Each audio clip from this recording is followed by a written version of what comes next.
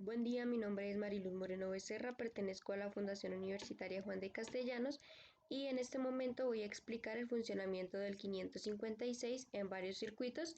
En este momento les voy a explicar el que está en pantalla que pertenece al ítem A del punto 1 del taller, el cual se denomina temporizador monoestable con salidas de compenetración. Bueno, este circuito, como habíamos mencionado anteriormente en los circuitos monoestables nos piden el requerimiento de un switch. En este caso nuestro switch está acá conectado a una resistencia que es la resistencia 4, la cual está conectada a nuestro power, que es el polo positivo, y a nuestro ground, que pertenece al polo negativo o a tierra. Bueno, también está integrado por dos 556, cada uno con sus pines conectados respectivamente. También tenemos dos resistencias, las cuales equivalen a 10 kiloohmios. Tenemos un capacitor que el cual nos va a permitir el cambio de flujo de corriente, y tenemos otra resistencia, la resistencia 3, que equivale a 200 ohmios, la cual está conectada a nuestro pin de salida, el pin 5 de nuestro temporizador A, y también está conectada a nuestros dos diodos OLEDs. Bueno, también podemos ver que acá la salida de nuestro temporizador B también está conectado a ellos, y bueno, cuando ejecutamos el programa podemos ver que se nos está encendiendo nuestro diodo 2, es decir, el LED verde. Entonces, bueno, como podemos ver acá con ayuda de nuestras líneas, el flujo de corriente va en una dirección, el cual es de abajo hacia arriba, es decir, este diodo verde se nos está encendiendo porque el ánodo y el cátodo están correctamente conectados. Como nuestro ánodo y cátodo de nuestro diodo 1 están al contrario, pues obviamente el flujo de corriente no pasa por él. Pero ¿qué pasa cuando encendemos el switch? Ahí entra en juego nuestro capacitor de 1 microfaradio, el cual nos está permitiendo el cambio de flujo de corriente. Entonces, aquí la corriente ya va en otra dirección, la cual es de arriba hacia abajo, y pues como podemos ver, efectivamente nuestro diodo 1 se está encendiendo y nuestro diodo 2 está en ceros, o sea, está apagado. Bueno, acá como podemos ver también, una parte importante es que nuestros diodos de reinicio, es decir, mi diodo 4 y mi pin 4, perdón, y mi pin 10 tienen que ir conectados obligatoriamente a mi polo positivo de la fuente, los cuales son nuestros pines de reinicio. Y bueno, una última conclusión sería que, bueno, cuando mi salida del temporizador B está alta, la salida del temporizador A es baja, y así en viceversa. Bueno, siguiendo con el orden de mis circuitos, vamos con el ítem B, que pertenece a un temporizador estable con salidas complementarias, y la diferencia que tienen mi ítem A y el ítem B es que este ya como pertenece a una estable, pues eso quiere decir que funciona automáticamente, es decir, sin implementarle un switch para completar su función como el monoestable. Y como pueden ver acá, mis dos diodos OLEDs están funcionando de manera intermitente. Esto es gracias a mi condensador, el cual está conectado a mi power, que está conectado también a dos resistencias que equivalen a 10 kiloohmios, y también está conectado a tierra. Cuando este capacitor se empieza a cargar, permite el paso de corriente de mi salida del temporizador A y permite que mi LED verde se encienda. Cuando mi capacitor se empieza a descargar, permite que la salida de corriente se genere por la salida de mi temporizador B, y permite que se encienda mi LED rojo. Prácticamente es la misma funcionalidad de mi primer circuito monoestable, a diferencia de que este lo hace automáticamente y de manera intermitente. Si la variedad de, digamos, de pulsos se puede controlar a través de mi capacitor y de los valores que yo le ponga.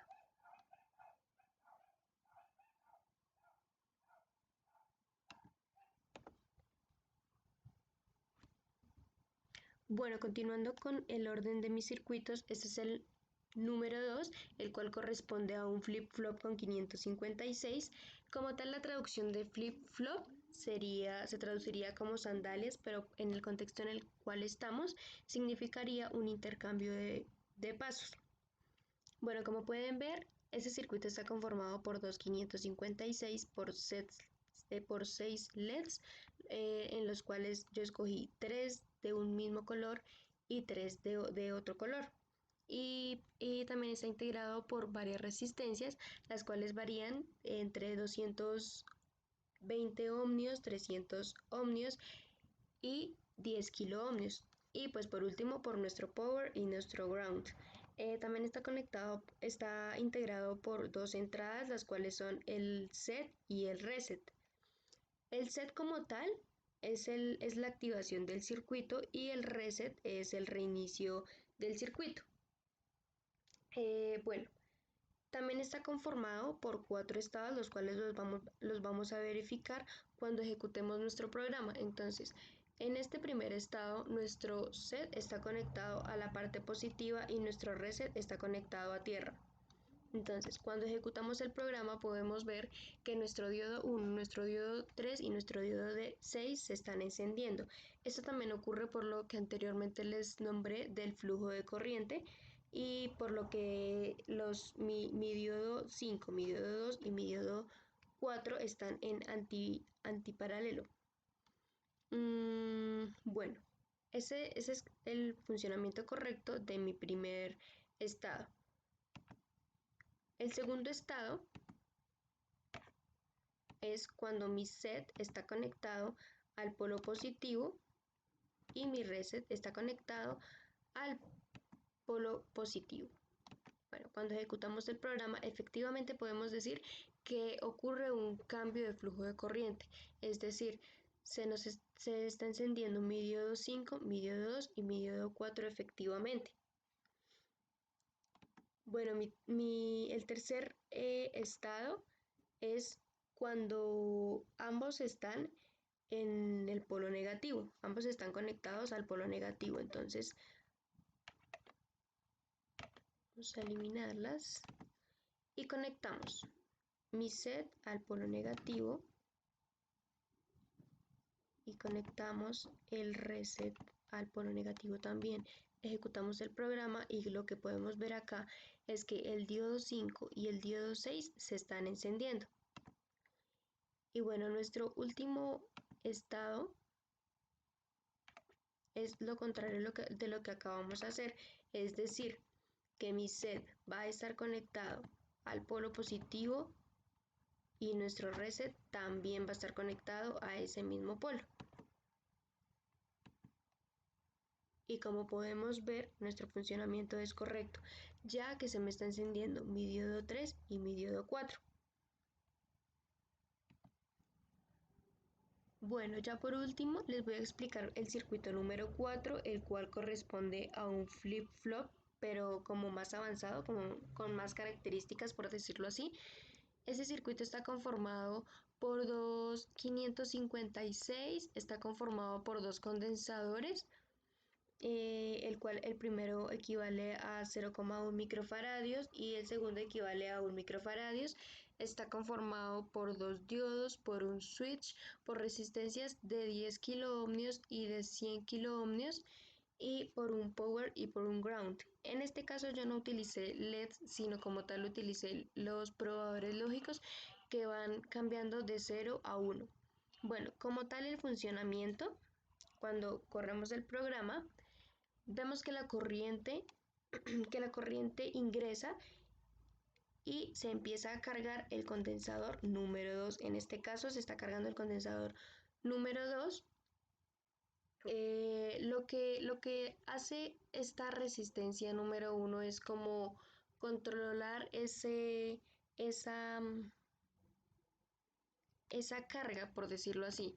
Entonces, cuando ese se empieza a cargar, también activa mis dos pines que son el pin 8 y el pin 12 y permite que la salida, es decir, la salida número 9, se activa y se ve obviamente reflejado el 1 en mi probador lógico.